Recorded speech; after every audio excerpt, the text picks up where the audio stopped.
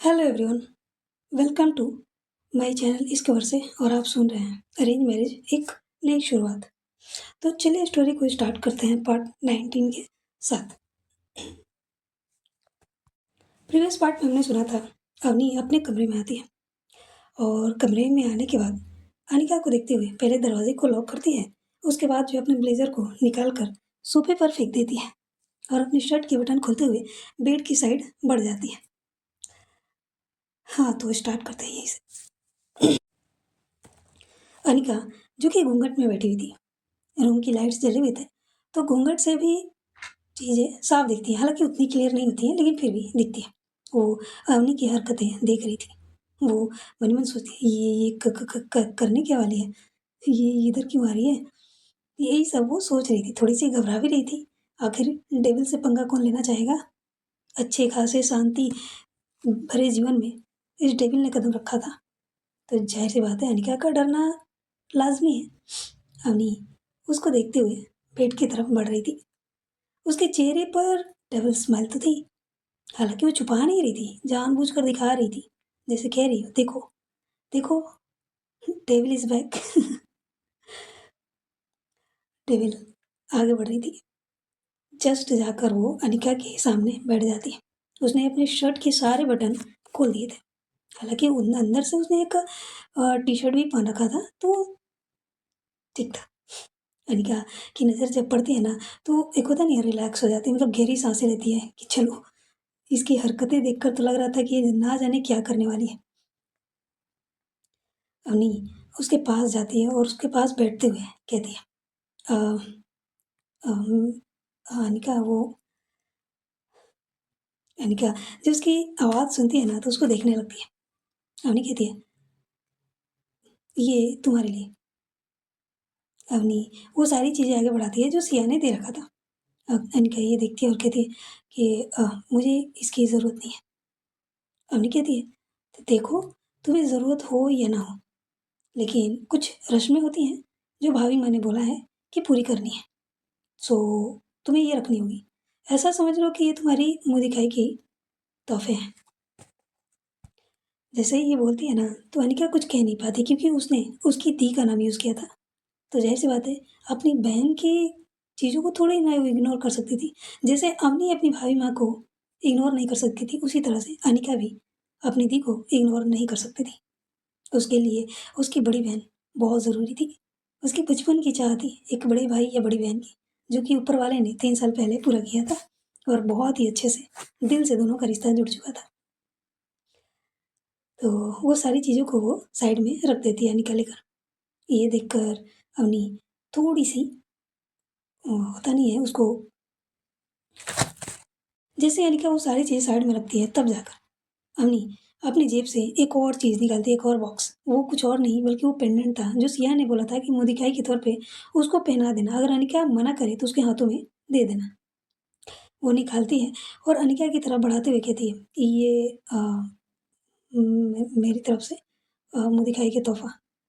भाभी मैंने बोला था कि मैं तुम्हें ये पहना दूँ, अगर तुम्हें कोई प्रॉब्लम ना हो तो। अनिका कहती है कि नहीं, मैं खुद पहन लूँगी, आप मुझे दे दीजिए। अवनी जब ये सुनती है तो उसे अच्छा नहीं लगता है, लेकिन फिर भी वो अवनी कपूर थी, कैसे पीछे हट सकती थी। वो कहती है, बिल्कुल भी नहीं, ये तो मैं ही पहनाऊँगी। और हाँ, भूलो मत, भले ही हमारे बीच में कुछ हो या ना हो अभी के लिए, लेकिन तुम मेरी वाइफ़ हो, इतना तो हक बनता है ना मुझे। अनिका कहती है, हक माँगने से नहीं मिलता, हक जीतनी पड़ती है अपने कर्मों से। और तुमने जो किया है मेरे साथ, उससे क्या लगता है? हक हक कहने से मैं दे दूँगी। अवनी जब ये सुनती है, तो हालाँकि उसको अंदर से गिल्ट तो थी, लेकिन चेहरे पर नज़र नहीं आती। उसके चेहरे पे हल्के से भाव चेंज होते हैं और नाराज़गी वाले भाव आ जाते हैं और कहते हैं, देखो अनिका, मुझे पता है कि मैंने जो किया वो गलत किया, मेरा तरीका गलत था, लेकिन तुमने जो किया था वो भी सही नहीं था। और तुम्हें भी अच्छे से पता है, कपूर्स होने के कारण थोड़ी बहुत चीज़ें तो हमारे अंदर भी हैं। ईगो कहो, घमंड कहो, जो भी कहो, बस दिल में लग गई थी, गुस्से में ये सारी चीज़ें हो गई। लेकिन लेकिन तुम आज ये ज़रूर बोल रही हो, लेकिन मैं दावे के साथ कह सकती हूँ, आने वाले टाइम में ये हक, ये सारी चीज़ें जो तुम मुझे मना कर रही हो ना, वो खुशी से मुझे दोगी हर एक चीज़ के लिए, और खुद कहोगी कि तुम बहुत खुशनसीब हो जो मैं तुम्हारी लाइफ में आई, और मैं ये करके दिखाऊंगी।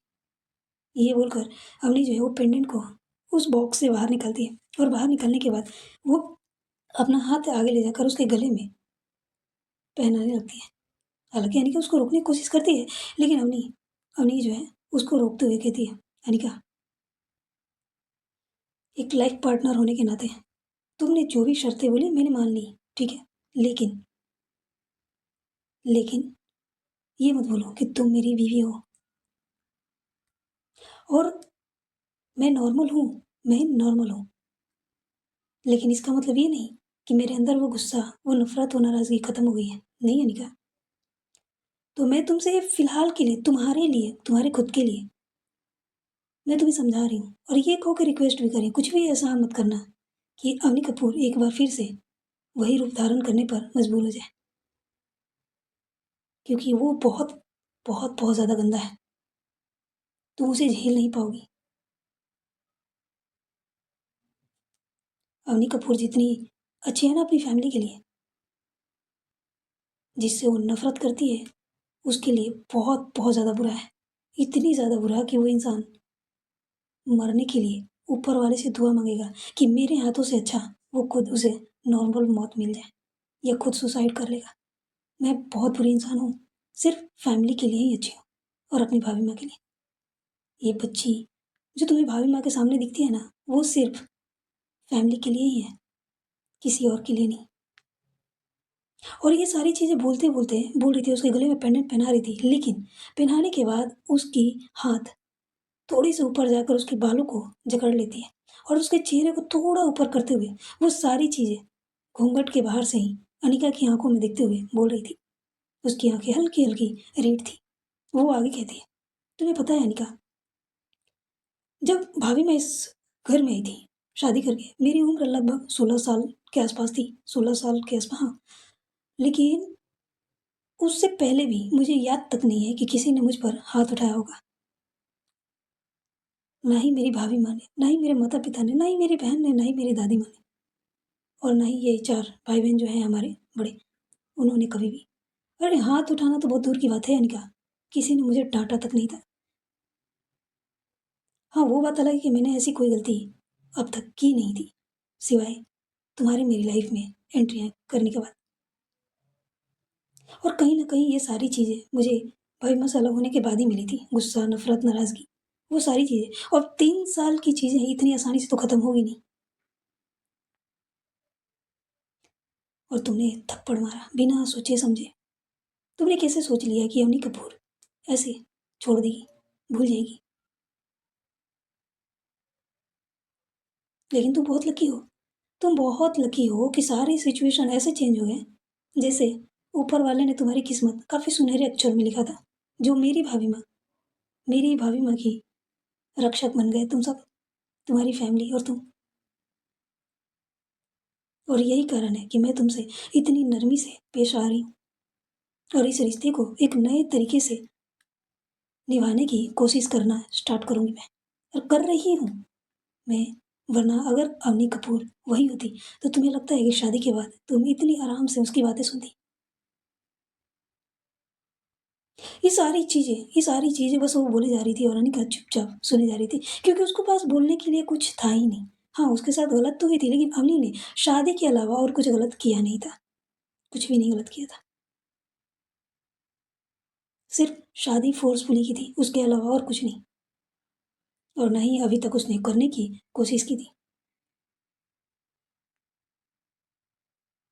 अवनी अपने हाथों को बाहर निकालती है, और निकालने के बाद वो जानती थी कि इस घूंघट को उठाना बहुत ज़रूरी है। आखिर आगे अनिका को घर में रहनी है, नीचे जानी है, तो घूंघट में तो एनी टाइम नहीं रह सकती थी। और रस्म अनुसार उसकी भाभी मैंने ही बोला था, और कहीं न कहीं अनिका को सिया ने समझाया था। तो उसी तरह से अवनी ये सारी चीज़ें जानती थी पहले से ही, तो उस घूंघट को धीरे से उठा देती है। और जैसे ही वो घूंघट उठता है, वो पर्दे की दीवार जब हटती है ना, तो अवनी की नज़रें जैसे मानो अनिका के ऊपर टिक सी जाती है। ये शादी के बाद पहली बार था जब अवनी अनिका को देख रही थी। पूरी की पूरी दुल्हन की वेश में तैयार थी अनिका। बेहद खूबसूरत लग रही थी। अवनी बस एक टक बस अनिका को देखे जा रही थी। उसकी मांग में सिंदूर, आंखों में काजल, होठों पर लिपस्टिक। ये लिपस्टिक जैसे मानो अवनी को खुद की तरफ आकर्षित कर रही थी। उसकी नजरें ऊपर से नीचे आते आते उसके लिप्स पर टिक सी जाती है। बस एक टक उसको देखने लगती है। अनिका जब देखती है कि अवनी कुछ और नहीं कह रही है, तो उसको गौर से देखती है और जैसे ही उसकी नज़रों को समझती है, वो तुरंत अवनी को खुद से थोड़ा सा अलग करती है। अवनी अपने होश में आती है और होश में आते हुए वो वहां से खड़ी होती है और अपनी जो शर्ट उसने पहन रखा था उसको खोलती है और खोलकर साइड में फेंक देती है। ये देखकर अनिका उसको घूरने लगती है। मतलब क्या है ये? खुद का कमरा है, कपड़े को ऐसे फेंक रही है जैसे जरा भी तमीज नहीं है। वो मनी मन कहती है। अवनी अवनी जो है कहती है सो जाओ। अगर चेंज करनी है तो सामने कवर्ड है, अभी तुम्हारे कपड़े आए नहीं है तो जाकर मेरे कपड़े कुछ भी है, टी शर्ट ट्राउजर शर्ट जो पहनी है पहन लेना। ये बोलकर वो एक साइड में लेट जाती है। अनिका ये देखती है। अवनी को लेटे हुए लगभग 10 मिनट हो जाते हैं। तो जब देखती है कि अनिका अवनी सो चुकी है, तब जाकर वो खड़ी होती है, अपने दुपट्टे को साइड करती है और साइड करने के बाद कबर्ड के पास जाती है और उस उन कबर्ड को काफ़ी गौर से देखने लगती है। कबर्ड को देखते हुए उसमें से एक टी शर्ट और एक ट्राउजर निकालती है। अवनी की तरफ देखती है कि अवनी की आंखें बंद थी। उसे लगता है कि अवनी सो रही है। वो इसे लेकर वॉशरूम जाती है। जाकर चेंज वगैरह करके बाहर आती है और वो जो कपड़े थे उसके लहंगे वगैरह, तो उसे जो है वहीं पर साइड में सोफे पे रख देती है और जो गहने थे उसने पहन रखे थे उसे ड्रेसिंग टेबल पर रख देती है और रखकर बेड के पास जाकर खड़ी हो जाती है। वो सोच रही थी कहाँ सोए, बेड पे सोए या सोफे पे सोए, यही सोच रही थी। सोचते सोचते करीबन उसके 5 मिनट निकल जाते हैं, लेकिन वो सो नहीं पा रही थी, कहाँ जाए समझ में नहीं आ रही थी। बेड पे सो नहीं सकती थी। वो मनी मन उसको लग रही थी कि सोना सही नहीं है और सोफ़ा सोफ़ा कंफर्टेबल होता नहीं है। तभी उसके कान में अवनी की आवाज़ आती है, ज़्यादा सोचने की ज़रूरत नहीं है, बेड बहुत बड़ा है, चुपचाप जाकर सो जाओ और डोंट वरी। अवनी कपूर अपना वादा कभी नहीं तोड़ती और अपने होशो हवास में तो बिल्कुल भी नहीं, जब तक तुम खुद न चाहोगी तब तक। ये बोलकर वो चुप हो जाती है। अनिका उसकी बातें सुनती है और सुनते हुए जाकर एक साइड में बैठ जाती है। थोड़ी देर बाद थोड़ी देर बाद उसको देखते हुए वो लेट जाती है और लेट कर अपनी आंखें बंद कर लेती है। कहीं ना कहीं उसकी बातों पर उसे विश्वास हो रही थी। खैर, वहीं दूसरी तरफ हमारे लीड्स कपल रात के करीबन रात के करीबन 12 बजने वाले थे। सिया सो चुकी थी अभी को अपनी बाहों में लेकर। तभी तभी जो है अभी की आंखें खुलती है और वो सिया से थोड़ी सी दूर होती है।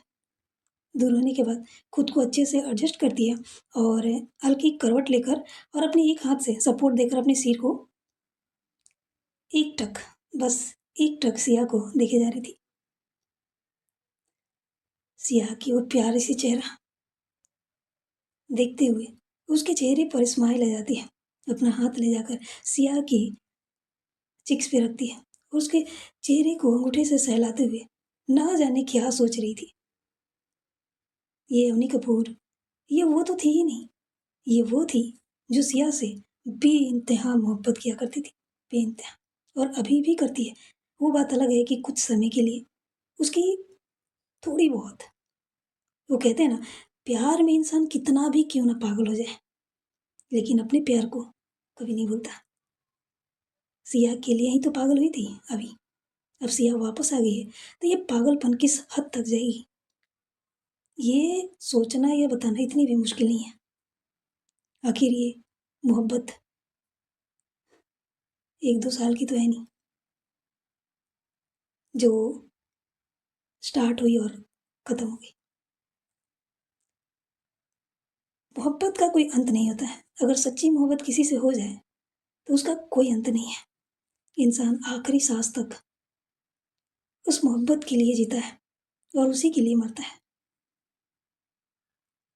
सिया मेमोरी लॉस होने के बाद भी उस रिश्ते को निभा रही थी। अपने गले में मंगलसूत्र पहन रखा था, ये जानते हुए भी उसे पता था कि वो जानती तक नहीं थी कि ये किसके नाम की है, लेकिन फिर भी वो उस रिश्ते को निभा रही थी, अपनी मर्यादा में थी।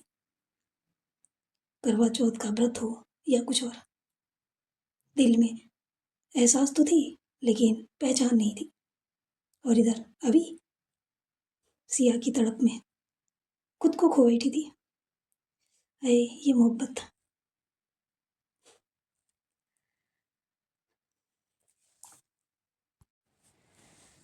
अभी स्माइल करते हुए बस एक टक सिया को देखे जा रही थी, उसके चेहरे को सहला रही थी। करीबन इसी तरह से आधे घंटे से ज़्यादा निकल जाते हैं अभी को देखते हुए। अभी की आंखों जैसे मानो ऐसा था कि बस वो जिंदगी भर सिया को देखती रह सकती थी। उसकी आंखों में दुनिया जहाँ की मोहब्बत भरी हुई थी, बस सिया के लिए। अभी धीरे धीरे सिया के पास जाती है, उसको देखते हुए उसके फोrehead पे किस करती है और धीरे से उसके कानों में कहती है, आई एम बैक। ये बोलते हुए उसके चेहरे पर स्माइल आ जाती है और वो धीरे धीरे सिया से बातें करते हुए कहती है, सिया मेरी जान, मेरी जिंदगी, मैं तुम्हें इस दुनिया की हर वो खुशी दूंगी जिसकी तुम हकदार हो। सालों पहले जो कुछ भी हुआ था, मैं आगे ऐसा कुछ नहीं होने दूंगी और ना ही मैं तुम्हें कभी भी खुद से दूर जाने दूंगी। तुम आ गई हो, मैं भी आ गई हूँ। बस हम और हमारी मोहब्बत और हमारे सपने, अब हमें इसी को पूरा करनी है।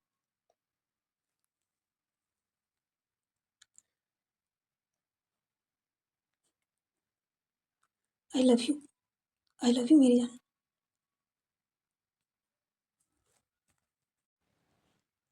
और और जिसने भी ये सब चीज़ किए थे, तुम्हें मुझसे दूर किया था, उन सबको।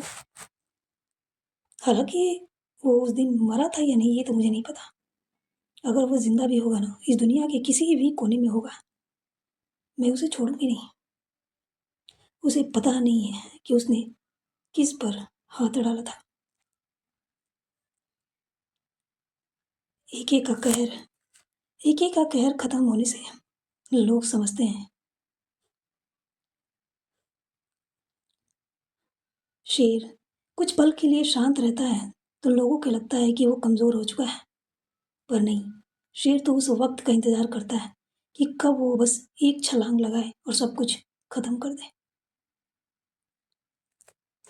अभी कपूर अभी कपूर उर्फ एके इज बैक। एक बार फिर से इस दुनिया पर राज करनी है, सिर्फ अपनी फैमिली के लिए, उनकी सेफ्टी के लिए। उसकी आंखों में दर्द, तकलीफ, गुस्सा, नफरत सब कुछ नजर आ रही थी सिया को देखते हुए।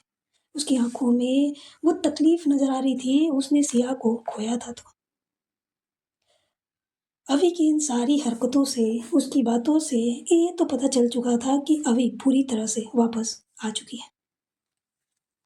लेकिन वो खुद को क्यों छिपा के रखी है कि वो सिया के सामने नहीं आती?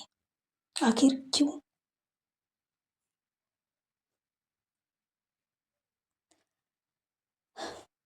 यही सारी बातें करते हुए सिया को अपनी बाहों में भर लेती है।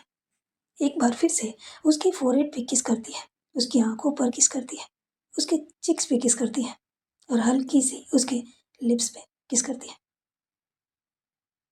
ये करते हुए उसके चेहरे पर स्माइल थी।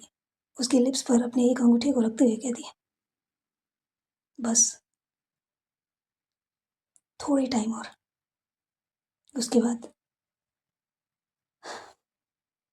एक बार फिर से मेरी दुनिया, मेरी जहान मेरी बाहों में। ये बोलकर वो अपनी आंखें बंद कर लेती है और अपनी बाहों में अपनी दुनिया जहान को लेकर सो जाती है।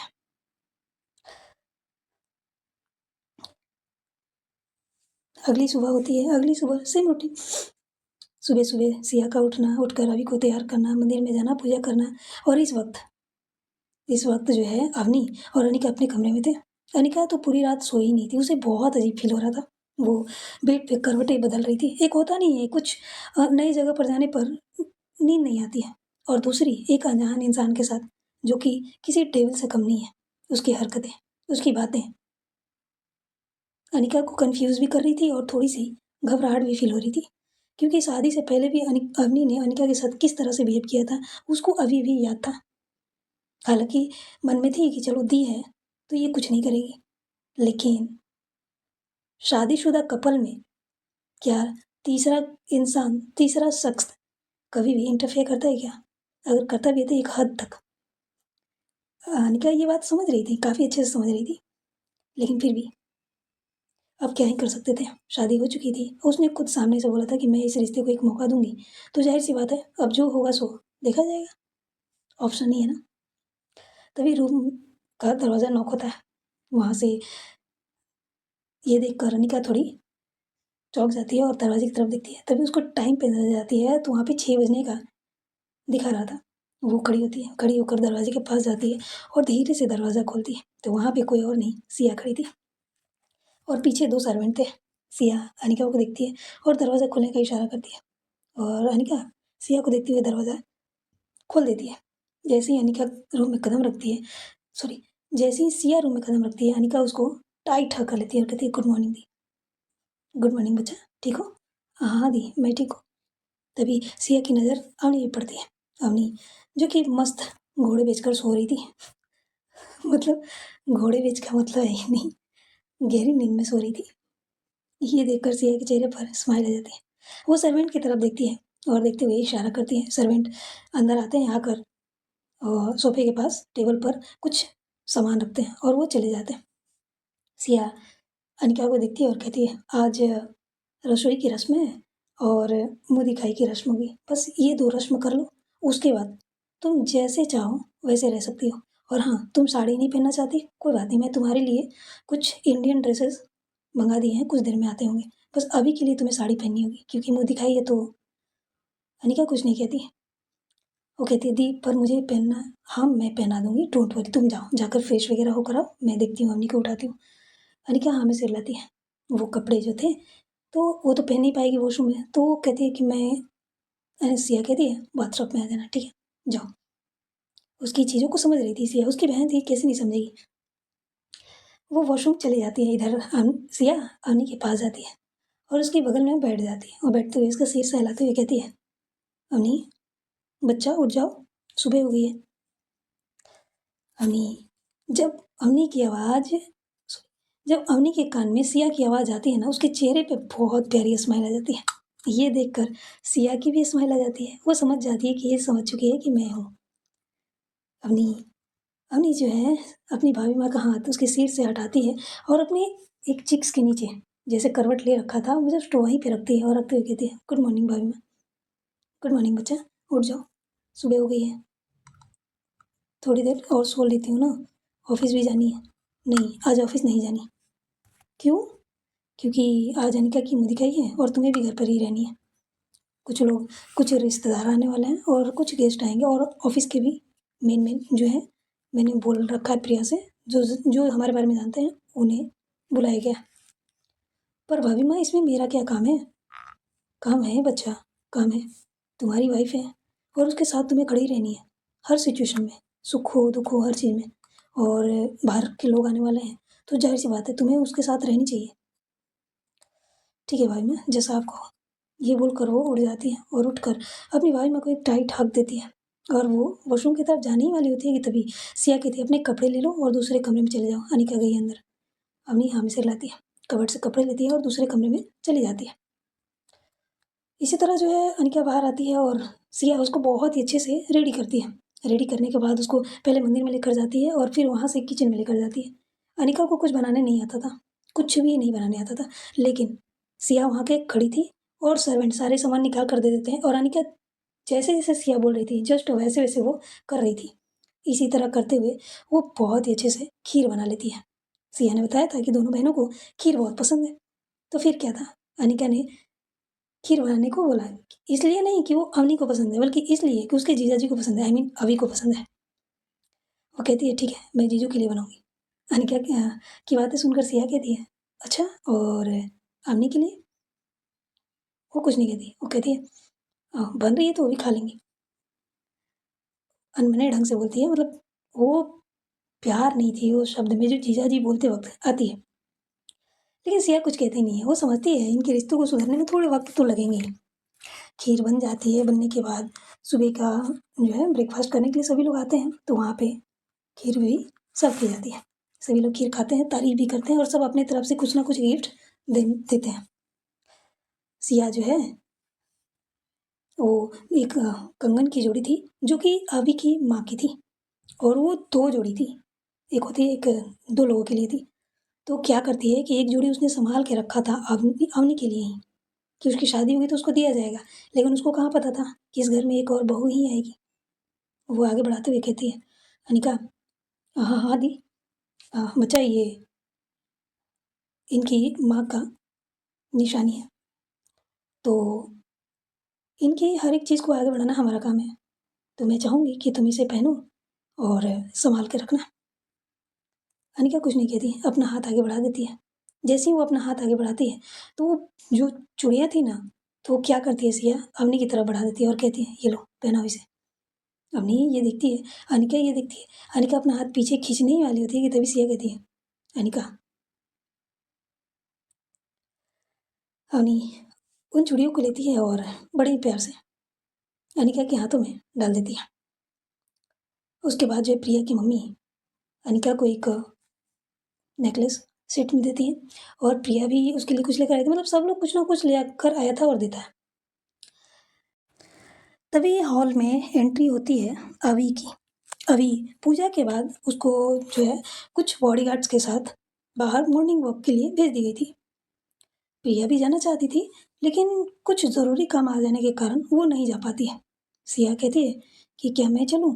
तो अभी कहती है नहीं, आ, तुम यहीं पे रुको, मैं आती हूँ। ये बोलकर वो बॉडीगार्ड्स के साथ वहाँ से निकल जाती है। हालांकि चलने फिरने में अभी थोड़ा सा तकलीफ तो हो रही थी, लेकिन अब वो ट्राई कर रही थी। अभी फ़िलहाल उसके हाथों में एक स्टिक दी गई थी जिससे कि सहारे वो चल पा रही थी ठीक से। तो वो चलते हुए कुछ दूर चली जाती है अपने बॉडीगार्ड्स के साथ घूमने के लिए। तो उसे अभी तक अनिका से आमना-सामना नहीं हुआ था। लेकिन ये लोग आपस में बातें कर ही रहे थे, तभी तभी जो है अभी की एंट्री होती है। सिया की नज़रें जब अभी पे पड़ती हैं तो आगे बढ़कर उसके हाथ को पकड़ लेती है और वो जो स्टिक थी उसको हटा देती है। वो सर्वेंट को देती है, सर्वेंट ले जाकर साइड में रख देता है और उसको अच्छे से होल्ड करते हुए वो लेकर आती है और हेड चेयर जो थी वहाँ पे बैठा देती है। सब लोगों ने तो ऑलरेडी ब्रेकफास्ट कर लिया था, लेकिन अभी ने तो नहीं किया था। तो हालाँकि सिया ने कॉल किया था कि आप आइए ब्रेकफास्ट का टाइम हो गया है, तो अभी ने बोला कि सब लोग को बोलो करने के लिए, मुझे थोड़ा वक्त लगेगी, मैं थोड़ी देर बाद आऊँगी, मुझे अभी भूख नहीं है। तो सिया ने भी किसी को रोका नहीं। अभी अब आ गई थी, वहाँ बैठती है और बैठती है ना, तभी अनिका की नज़र उस पे पड़ती है और अभी की नज़रें भी अवनी और अनिका पे पड़ती है, क्योंकि दोनों एक ही साइड बैठे हुए थे। और जैसे ही अनिका की नज़र उस पे पड़ती है तो वो जैसे मानो उसकी आंखों में एक अलग ही एहसास, एक होता नहीं है कि खुशी का। अवनी खूबसूरत तो थी, बेहद खूबसूरत थी, लेकिन अभी अभी क्या ही कहना, एक अलग ही पर्सनालिटी थी उसकी, सबसे हटकर। सांवले, हल्के सांवले रंग, काली गहरी आंखें, हेयर स्टाइल्स जो थी सो अलग, और चेहरे की बनावट जो थी उसका तो क्या ही कहना, बेहद खूबसूरत थी। ये देखकर अनिका के चेहरे पर स्माइल आ जाती है। अवनी अनिका के चेहरे की स्माइल जब देखती है ना, तो वो उसकी स्माइल में खो जाती है, क्योंकि ये स्माइल जो थी जेन्युइन थी, रियल स्माइल। सिया सिया अभी को खाना परोस रही थी, वो क्या बोलते हैं नाश्ता। तो उसकी नज़रें अभी पे पड़ती है और अभी की नज़रों को देखकर वो उसकी नज़रों को फॉलो करती है, तो उसकी नज़रें अनिका पर जाती है और अनिका की नज़रें भी अभी पर टिकी हुई थी, उसके चेहरे पर स्माइल थी। ये देखकर सिया कहती है अनिका, हाँ दी, क्या हुआ? दी ये सिया। अनिका से कहती है हाँ ये वही है, और अभी को देखते हुए कहती है ये अवनी की वाइफ।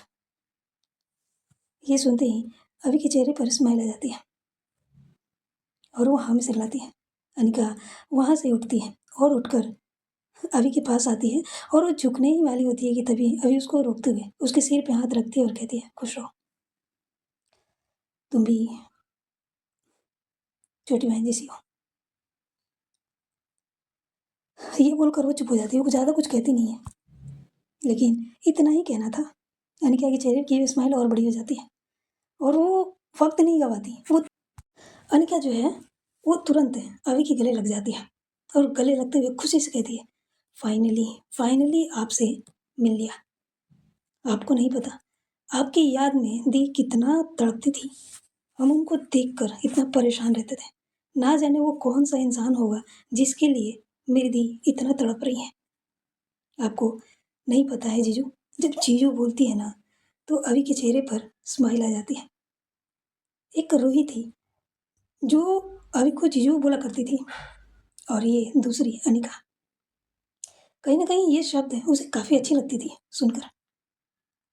सिया भी स्माइल करने लगती है और अवनी के चेहरे पर भी, हम मतलब कह सकते हैं पूरा परिवार। और ये नॉर्मल बिहेव जो कर रही थी अभी, सबको लग रहा था कि हाँ अब अभी ठीक हो रही है। सबके मन में ये चीज़ था, हालांकि कोई ये नहीं जानता था कि अभी पूरी तरह से ठीक हुई है या नहीं। अवनी अभी जब ये सुनती है कि सिया तड़पती थी उसके लिए, तो उसके मन में और भी जानने की इच्छा हो रही थी। वो प्रिया की तरफ देखती है, प्रिया अभी को ही देख रही थी और प्रिया आंखों से कुछ इशारा करती है। अभी समझ जाती है। अनिका आगे कहती है आपको नहीं पता मैं आपको मिलने के लिए कितना तरस रही थी। मैं सोच रही थी वो कौन सा शख्स है, और आज आपको देखा, आपसे मिली। मैं बता नहीं सकती थी कि मैं क्या बोलूँ। मैं बहुत बहुत लकी हूँ जो मेरी लाइफ में दी आई, और दी के साथ साथ इतना बड़ा परिवार, और आपसे मिलना हुआ।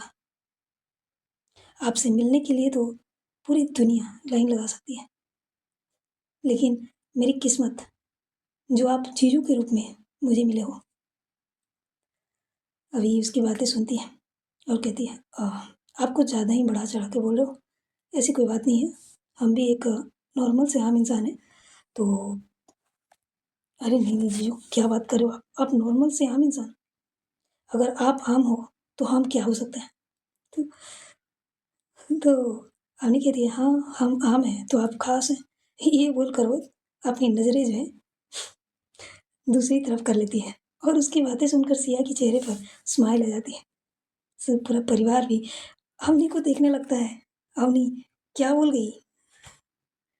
अवनी के मुंह से ये शब्द किसी को उम्मीद नहीं थी। अनिका अनिका जो है पीछे हटती है और अवनी को घूरते हुए मनी मन कहती है ये टेबल, क्या ज़रूरत है इसे बीच में टांग लाने की। मतलब हर एक बात में इसको घुसनी है। मैं अपने जीजू से मिल रही थी। अभी कहती है आपने नाश्ता कर लिया। अनिका हाँ में से लाती है। ओके। सिया जो कि नाश्ता परोस चुकी थी वो खाने को कहती है, तो अभी कहती है "अम, आप ही खिला दीजिए। ये सुनते ही सिया उसके बगल में बैठ जाती है और बैठते हुए बड़े ही प्यार से उसको खिलाना स्टार्ट करती है। ये देखकर धीरे धीरे वहाँ के जितने फैमिली मेम्बर्स थे ना वो हटना स्टार्ट कर देते हैं। अब सबकी हो चुकी थी। अब दो कपल्स के बीच में किसको कबाब में हड्डी बननी थी। फिर क्या था, वो वहाँ से चले जाते हैं। ये देखकर अनिका भी अपने कमरे की तरफ बढ़ जाती है, उसके पीछे अवनी भी बढ़ जाती है। सबके वहाँ से जाने के बाद अब बड़े ही प्यार से अभी सिया के हाथों से खाना खा रही थी, और बीच बीच में उसकी उंगलियों को अपने लिप्स पे, जो लिप्स में टच हो रही थी ना, तो उसको काफ़ी अच्छे से फील भी कर रही थी, उसको फील करवा भी रही थी अपने होठों से दबाते हुए। एक बार क्या होती है, अब तो अंदर ही अंदर अभी के मन में भी बहुत कुछ चल रही थी, तो हालांकि अभी वो जाहिर नहीं कर सकती थी। अब क्यों नहीं कर सकती ये तो अभी जानती, लेकिन फिर भी सिया सिया उसको खिला रही थी ना, थोड़ी सी उसकी उंगलियां उसके मुंह के अंदर चली जाती है। तो अभी क्या करती है, अपने दाँतों से हल्की सी दबा देती है और ये होते ही सिया उसको देखने लगती है। अभी के चेहरे पर नॉटी सी स्माइल नज़र आ रही थी, उसकी आँखों में वो शरारत, जिसे देखकर सिया थोड़ी-सी शर्मा जाती है। अभी धीरे से उसके हाथों पर अपना हाथ रखती है और रखते हुए उसके हाथों में जो निवाले थे अपने मुंह की तरफ लेकर आती है और निवाले के साथ साथ उसकी उंगलियों को लिक करने लगती है। ये होते ही सिया को जैसे मानो उसके शरीर में एक अलग ही करंट सी दौड़ जाती है। सिया अपने हाथ को छुड़ाना चाहती थी, लेकिन अभी अभी छोड़ने को तैयार नहीं थी। अभी कहती है, अब और नहीं, बहुत हो गई। क्या अब फिर से मुझसे दूर जानी है? ये सुनती है ना सिया, तो बस रुक जाती है और अभी को देखने लगती है। अभी को देखते हुए कहती है, किसने कहा कि मुझे आपसे दूर जानी है? अगर आपसे दूरी जानी होती तो मैं यहाँ पे होती। अभी उसके चेहरे पर एक हाथ रखती है और कहती है, सिया,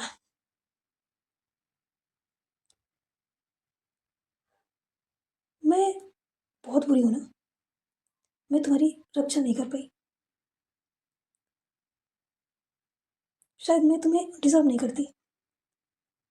सिया कहती है, क्या बोल रहे हो आप? ऐसा कुछ नहीं है। मैं बहुत लकी इंसान हूँ जो आप मेरी लाइफ में आए हो। आपको नहीं पता, आपके बगैर जीना जैसे हजार मौत मरना है। भले ही जिंदगी 4 दिन की हो, लेकिन उस 4 दिन में भी मैं आपके साथ ही रहना चाहूंगी। अगर कभी बाई चांस मौत भी आए तो आपकी बाहों में हो जाए।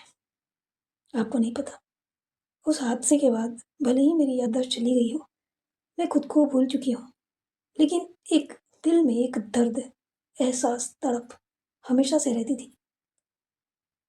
मैं चाहकर भी उसको समझ नहीं पा रही थी मैं किसके लिए तड़प रही हूँ। जब सब कुछ याद आई, मैंने बिना वक्त गवाए आपके पास आ गई।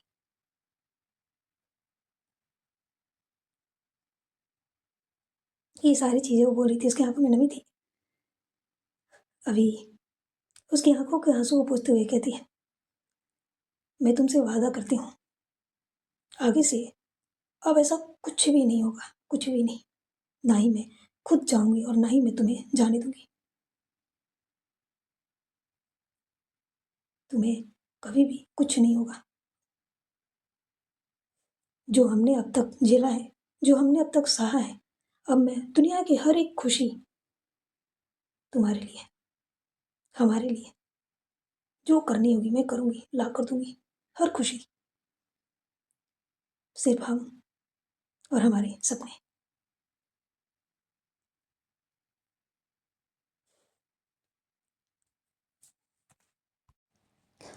इनको नहीं पता थी कि पीछे इनसे थोड़ी दूरी पर इनकी फैमिली इनको देख रही थी और सब काफी खुश थे। हालांकि कोई बातें सुन नहीं पा रहा था, लेकिन उनकी एक्शन जो थी, अभी जिस तरह से बातें कर रही थी, सिया की आंखों में आंसू जो थे, वो सारी चीजें देखकर सबको कंफर्म हो चुका था कि हाँ, अभी अब लगभग ठीक हो चुकी है। और सिया भी उस चीज को अब समझने लगी थी, क्योंकि जिस तरह से, जिस इमोशंस के साथ अभी बातें कर रही थी, हालांकि अभी का प्लानिंग नहीं था, लेकिन ना जाने क्यों सिया को देखते ही अंदर से वो फीलिंग्स, वो तड़प, वो एहसास बाहर आई जा रही थी। वो खुद को कंट्रोल नहीं कर पा रही थी। वो खुद को कंट्रोल नहीं कर पा रही थी। सिया को देखते हुए उसे पुराने दिन याद आते थे, बहुत बहुत बहुत ही ज्यादा। वो खुशियों के पल, वो सिया का हक जताना, उसके करीब आना, प्यार भरी बातें करना, उनकी वो फर्स्ट टच, वो फर्स्ट किस, वो सारी चीजें, वो सारे इमोशंस अभी को फील होती थी, याद आती थी और अंदर से एक अलग ही एहसास जगते थे। और सिया के खोने के बाद जो दर्द और तकलीफ़ इस परिवार ने झेला, उसकी दादी के जाने की चीज़ें, वो सारी चीज़ें उसको समझ में आ रही थी, उसे याद आ चुकी थी सब कुछ। अपनी दादी को बहुत मिस करती थी, बहुत ही ज़्यादा। उनकी दादी, उनके माता-पिता के जाने के बाद इस घर को सँभाला, उनको सँभाला और वो अपने बच्चे को, अपनी पोती को इस हालत में देखते हुए इस दुनिया से चली गई। उनको कितना दर्द और तकलीफ़ हुई होगी, अभी समझ सकती थी। उनके लिए तो अवनी ही दुनिया थे उनके लिए और उस दुनिया में ही जैसे मानो तूफ़ान ने दस्तक दे रखा था और उस तूफ़ान ने उनको निगल लिया। हालाँकि अभी को ये नहीं पता थी कि सिया के पेरेंट्स का भी डेथ हो चुका है और ना ही सिया को पता थी। जब पता चलेगी दोनों को, तो क्या बीतेगी दोनों पर? सिया सिया खुद को कैसे सँभालेगी? क्या सिया अच्छे से उसको नाश्ता वगैरह करा देती है और कराने के बाद कहती है, "चलिए, आप दवा लेकर थोड़ा आराम कर लीजिए।" अभी कहती है, "नहीं मुझे प्रिया से कुछ बात करनी है। एक काम करो ना, दवा स्टडी रूम में भेज दो, मैं वहीं पर खा लूँगी।" सिया हाँ में सिर हिलाती है। उसके बाद जो है, अभी प्रिया को मैसेज करती है। मैसेज जैसे ही प्रिया के मोबाइल पे जाती है, तो वो जो अ, मैसेज का जो रिंगटोन होती है ना, वो बजती है और जैसे ही अभी के कानों में जाती है, तो अपनी नज़रें घुमाकर देखती है, तो पूरा परिवार उसका वहीं पे खड़ा था, कुछ ही दूरी पर और ये नज़ारे का जो है, अब क्या मैं बोलूँ, मज़ा ले रहा था या कुछ और खुशी। प्रिया अपना मोबाइल देखती है और रवि को देखती है। उसके चेहरे पर एक स्माइल तो थी, थोड़ी-सी शरारत वाली और वो आती है और आकर रवि को सपोर्ट देकर अच्छे से खड़ा करती है और उसको अच्छे से होल्ड करके स्टडी रूम की तरफ दोनों जो है बढ़ जाते हैं। हालाँकि ये अभी के फ्लोर पर था एक स्टडी रूम उसकी प्राइवेट थी और एक था सेकंड फ्लोर पर, जिसमें वो सभी लोग बैठते थे, मीटिंग वगैरह होती थी, जो फैमिली से रिलेटेड होती है और पर्सनल बिज़नेस वगैरह से रिलेटेड तो वो 4th फ्लोर पर ही होती थी। तो ये इस वक़्त 7th फ्लोर पर जाते हैं और वहाँ जाकर स्टडी रूम में जाते हैं। स्टडी रूम में जाने के बाद कुछ ही दूर में लगभग 2 मिनट भी नहीं हुए थे कि तभी एक सर्वेंट आता है, हाथ में दवाई और पानी लेकर आया था। अभी उसको खाती है और खाने के बाद सर्वेंट को भेज देती है। दरवाजे को अब प्रिया से बोलती है लॉक करो और प्रिया भी लॉक करती है। उसके बाद जो है दोनों आमने-सामने बैठे हुए थे और उसके बाद जो है अभी प्रिया से सवाल करना स्टार्ट कर देती है। वो पूछती है कि सिया कैसे मिली? कहाँ मिली? किसके साथ रही? ये अनिका कौन है? अनिका की शादी अवनी से कैसे हुई?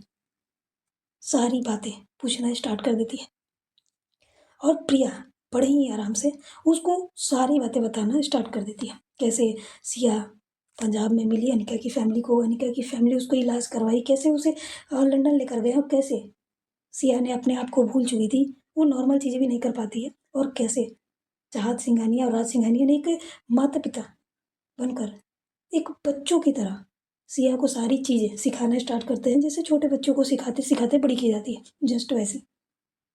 और कैसे अवनी अनिका से टकराती है और अनिका उसको गलतफ़हमी में थप्पड़ मारती है और फ़ोर्सफुली किडनैप करके दोनों की शादी होती है, अवनी ने किया था।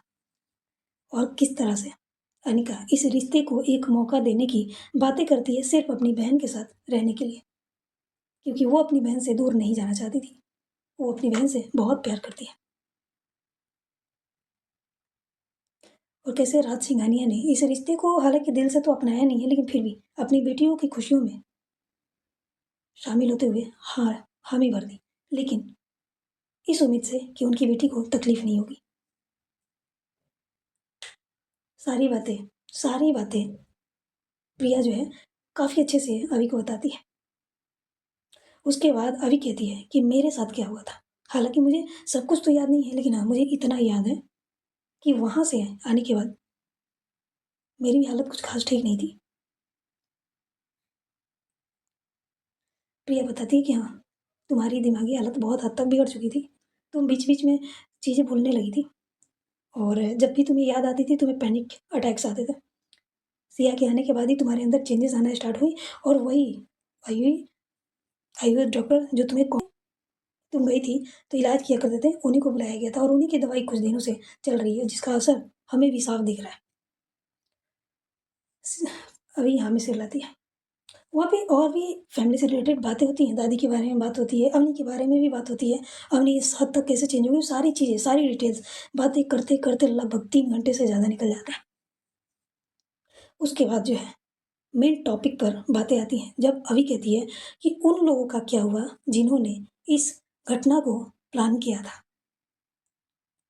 प्रिया प्रिया जो है पुराने दिनों को याद करते हुए यानी 3 साल पहले की बातें बताना स्टार्ट करती है कि जो आदमी उसमें गिरा था, उसकी लाश मिल चुकी थी और वो भी मनाली में ही कुछ ही दूरी पर वो मर चुका है। लेकिन गोवा से निकलने वाले वो अकेले नहीं थे, लगभग 10 लोग वहाँ से निकले थे और उन 10 लोगों में उनमें से 5 मेन लीडरों में से एक लीडर भी शामिल है, जो वो भी बचकर निकल चुका है और जहाँ तक मुझे पता चली है कि वो अपना एक आर्मी बना रखा है और वो कई बार इंडिया में 3 सालों के अंदर इंडिया में कई बार वो कदम भी रख चुका है और कई सारी ऐसी घटनाओं का अंजाम दे रखा है। हमने उन्हें रोकने की कोशिश की है और कुछ हद तक रोका भी है, कंट्रोल करके अभी भी रखा है हमने, लेकिन लेकिन कहीं-कहीं चीज़ें हमारे हाथ से निकल जाती थी। कई सारे ऐसे घटना का अंजाम दिया गया है। ओके, कौन है वो? प्रिया बताती है, मुझे नहीं पता। उन 5 में से एक तो तुम हो, एक है और वो 4 और उन चारों में से कौन है ये बताना थोड़ा मुश्किल है क्योंकि उस वक़्त वो लोग मास्क में थे और तुम भी अच्छे से जानती हो कि 5 यानी कि तुम और वो चारों एक-दूसरे को कभी सामने से देखा नहीं है।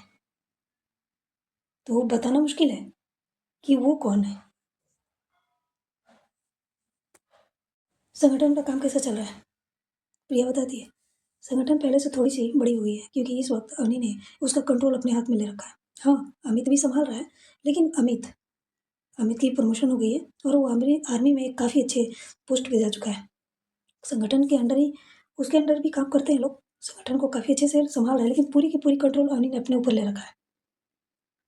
बिज़नेस भी काफ़ी अच्छे से सँभाल रही है। बिज़नेस में भी उसने पूरी बिज़नेस की जितनी भी कंट्रोलिंग सिस्टम है, सब कुछ अपने अंडर कर रखा है। मैं तो जाती हूँ, थोड़ी बहुत देखती हूँ, लेकिन तुम भी अच्छे से जानती हो मेरी खुद की कंपनी भी है। मैं उसे भी सँभालनी पड़ती है और फिर कपूर इंडस्ट्री भी जानी पड़ती है।